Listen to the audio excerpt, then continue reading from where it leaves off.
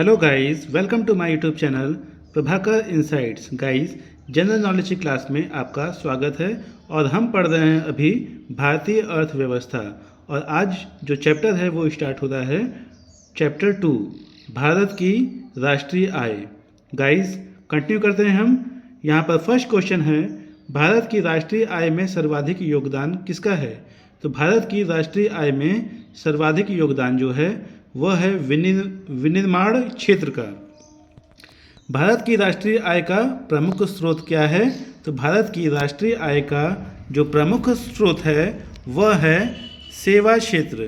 भारत की राष्ट्रीय आय का प्रमुख स्रोत क्या है? तो वह है सेवा क्षेत्र।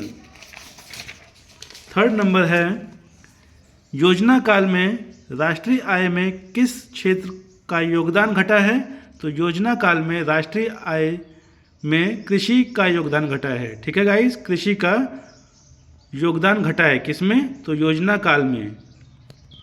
वर्तमान में भारत की राष्ट्रीय आय में किस क्षेत्र का सर्वाधिक योगदान है? तो वर्तमान में भारत की राष्ट्रीय आय में सेवाएं का सर्वाधिक योगदान है। जैसे जैसे अर्थव्यवस्था विकसित होती है, राष्ट्रीय आय में तृतीयक क्षेत्र का अंश बढ़ता जाता है। देश में राष्ट्रीय न्यायाधीश एनएसएस की स्थापना कब हुई? तो वर्ष 1950 में हुई।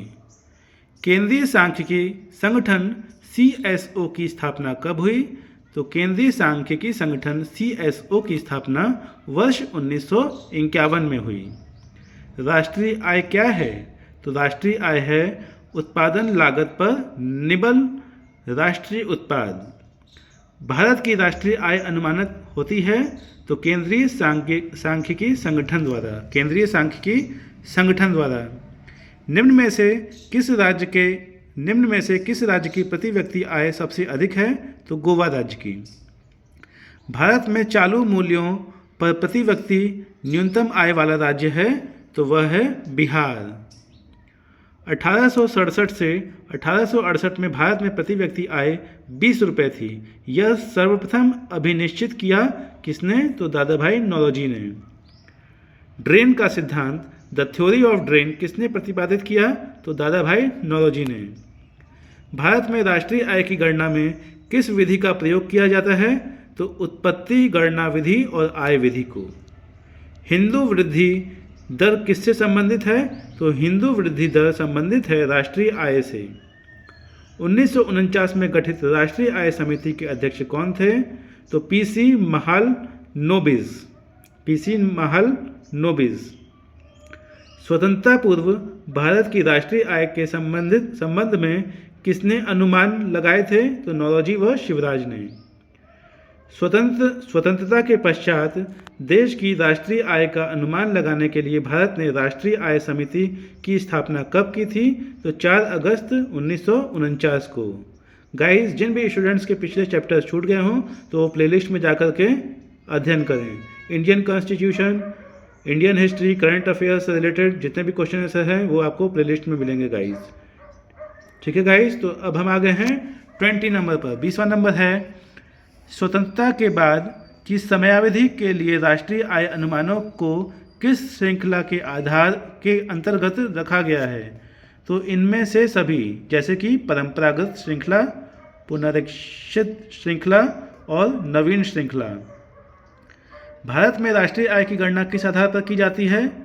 तो चालू मूल्यों के आधार पर और स्थिर मूल्यों के आधार पर। वर्तमान में राष्ट्रीय आय समकों की गणना किस आधार वर्ष पर की गई है? वर्तमान में राष्ट्रीय आय समकों की गणना किस आधार वर्ष पर की गई है? तो 2004 से 2005 में। भारत में राष्ट्रीय आय की सही संगणना में आने वाली एक कठिनाई है। क्या है एक कठिनाई? तो अमौद्रिक क्षेत्र का अस्तित्व। भारत में राष्ट्रीय आय की सही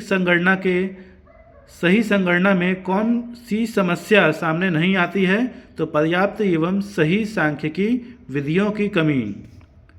भारत में सर्वप्रथम राष्ट्रीय आय का किसने आकलन किया? तो दादा भाई नौरोजी ने किया। दादा भाई नौरोजी ने अपने धन का पलायन सिद्धांत का किस पुस्तक में वर्णन किया है? तो poverty and un British rule in India में। भारत की राष्ट्रीय आय में सर्वाधिक योगदान किसका है? तो भारत की राष्ट्रीय आय में सर्वाधिक योगदान तृतीयक क्षेत्र का है। भारत की राष्ट्रीय आय में किस क्षेत्र का सबसे कम योगदान है? तो प्राथमिक क्षेत्र का सबसे कम योगदान है। भारत में राष्ट्रीय आय की गणना निम्नलिखित में से किसके द्वारा की जाती है? तो केंद्रीय सांख्यिकी संगठन। किसी देश की आर्थिक वृद्धि की सर्वाधिक उपयुक्त माप क्या है? तो सकल घरेलू उत्पाद, जिसे जीडीपी कहते हैं। राष्ट्रीय आय का परिकलन निम्नलिखित में से किस एक को छोड़कर अन्य सभी तरीकों से किया जा सकता है? तो सभी प्रकार की बचत का योग। निम्नलिखित में से किसको राष्ट्रीय आय में शामिल नहीं किया जाता है? तो लॉटरी जीतना।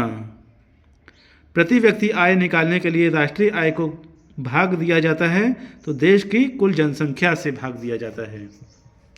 गाइस 34 नंबर है, भारत की राष्ट्रीय आय के बारे में कौन सा कथन सही है? तो यहाँ पर सही है, संयुक्त रूप से कृषि और उद्योग की अपेक्षा सेवाओं का प्रतिशत हिस्सा अधिक है। अमीरों की तुलना में गरीब बचत करते हैं अपनी आय के अपेक्षाकृत छोटे हिस्से की। भारत के सकल घरेलू उत्पाद में नीचे दिए गए विभिन्न क्षेत्रों के योगदान का कौन सा एक सही ह्रासवान है क्रम है? तो सेवा, उद्योग और कृषि। सेवा, उद्योग और कृषि। निम्नलिखित में से कौन सा क्षेत्र भारत के सकल घरेलू उत्पाद जीडीपी को सर्वाधिक योगदान देता है? तो तृतीयक क्षेत्र। गाइस इसका स्नैपशॉट लीजिएगा, आपके लिए मैंने पहले से ही टिक लगा दिया है ताकि आपको लर्न करने में कोई दिक्कत ना हो। सेल्फ स्टडी करते रहिए, आगे बढ़ते रहिए। 41 नंबर है, निम्नलिखित में से कौन सी राष्ट्रीय आय के मापन की विधि नहीं है? तो निवेश विधि। निम्नलिखित में से कौन सी पद्धति राष्ट्रीय आय आकलन की पद्धति नहीं है? तो मैट्रिक्स पद्धति। राष्ट्रीय आय निकालने के लिए एनएनपी में से किसे घटाया जाता है? तो अप्रत्यक्ष कर को घटाया जाता है। जीएनपी से एनएनपी निकालने के लिए निम्न में से किसको घटाया जाता है? तो ह्रास को घटाया जाता है। 45 नंबर है गाइस, सकल राष्ट्रीय उत्पाद मूल्य ह्रास बराबर निबल राष्ट्रीय उत्पाद। किसी देश का निबल राष्ट्रीय उत्पाद क्या होती है? तो सकल घरेलू उत्पाद में मूल्य ह्रास भत्ते घटाकर। आर्थिक विकास का सर्वोत्तम सूचकांक को उपलब्ध कराया जाता है तो किसमें? वर्ष प्रति व्यक्ति वास्तविक आय में वृद्धि द्वारा। अंतर्राष्ट्रीय समुद्र पानी में भारतीय मछुआरों द्वारा पकड़ी गई मछलियां निम्नलिखित में से किसकी जीडीपी का हिस्सा है? तो भारत की। आय विधि से राष्ट्रीय आय का आकलन करते समय निम्नलिखित में से किसको शामिल नहीं किया गया है? तो अवितरित आय को।